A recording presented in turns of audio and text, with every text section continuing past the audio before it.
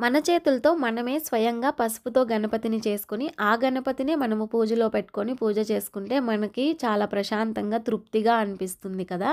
నేనైతే ఈసారి పూజకి పసుపుతో గణపతిని చేసి, ఆ గణపతినే పూజించాలి అనుకున్నాను. మీరైతే మాకు పూజను సులువుగా ఎక్స్‌ప్లెయిన్ చేయండి అని అడిగినప్పుడు, ఆ పూజ కోసమైతే స్వామిని పసుపుతో పూజ చేసి మీకైతే ఎక్స్‌ప్లెయిన్ చేశాను.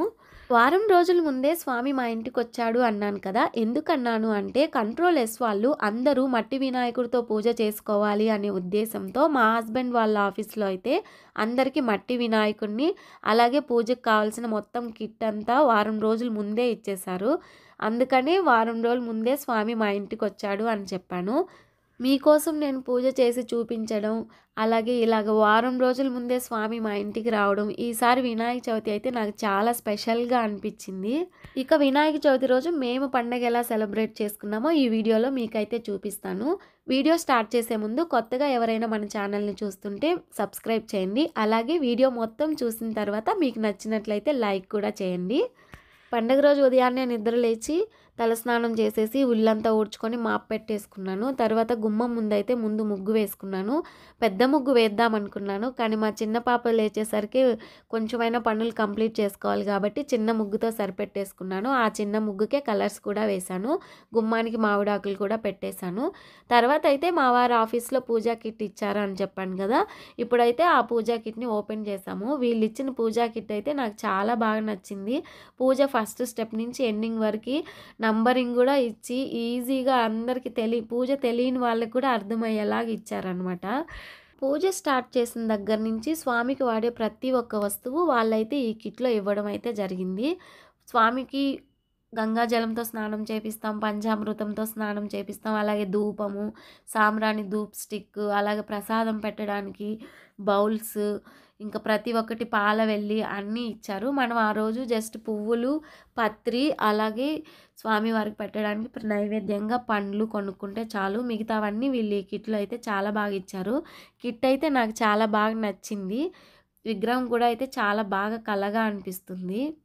ఇక్కడ మేమైతే పూజ కోసం ముందుగా స్వామివారిని పెట్టడానికి పాలవెల్లి అయితే కట్టేసాము. దాని కింద అయితే స్వామివారిని పెట్టడానికి పీఠం రెడీ చేసుకొని, పీఠానికైతే ముందుగా పసుపు రాసుకున్న దాని మీద అయితే అష్టదళ పద్మం ముగ్గు వేసుకొని, ముగ్గులో కాస్త పసుపు, కుంకుమ వేసుకొని, ఆ ముగ్గు పైన ఇప్పుడు కిట్ ఇచ్చారు కదా! పూజా కిట్, దాంట్లో జూట్‌తో చేసుంది.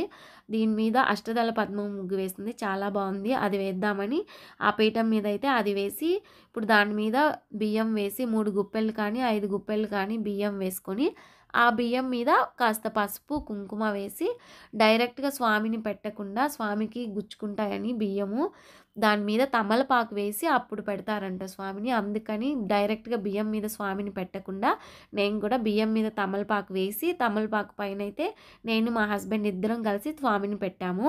ముందుగా స్వామికి పసుపు, కుంకుమలు, గంధంతో బొట్టు పెట్టుకున్నాను. స్వామి కోసం ఏర్పాటు చేసుకున్న పాలవెల్లికైతే మేము తెచ్చిన ఫ్రూట్స్‌తో అయితే ఇలాగ దారాలు కట్టి స్వామిని ఇలాగ ఫ్రూట్స్‌తో డెకరేట్ చేశాము. తరువాత పూజ స్టార్ట్ చేద్దామని పసుపు గణపతిని కూడా చేసి పెట్టుకొని దీపారాధన చేసి స్వామికైతే పువ్వులు అవి పెట్టేసుకున్నాము.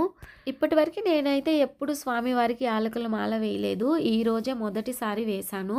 21 యాలకులతో మాల చేసి స్వామికైతే వేశాము.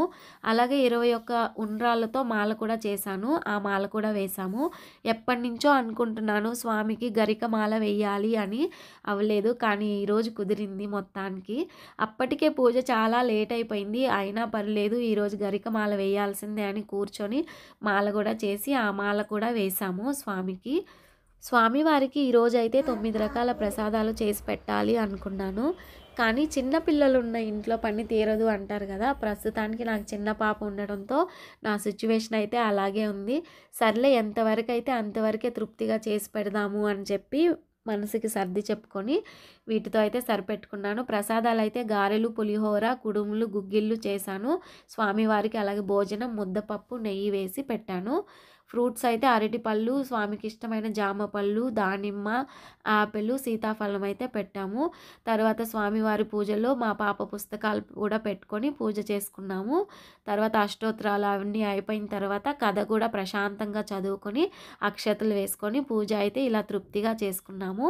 వీడియో నచ్చితే లైక్ చేయండి, అలాగే సబ్స్క్రైబ్ కూడా మా ఇంటి వినాయక చవితి మీకెలా అనిపించింది? అలాగే ఈ సంవత్సరం మీ వినాయక చవితి ఎలా సెలబ్రేట్ చేసుకున్నారో కామెంట్ సెక్షన్‌లో అయితే కామెంట్ చేసేయండి.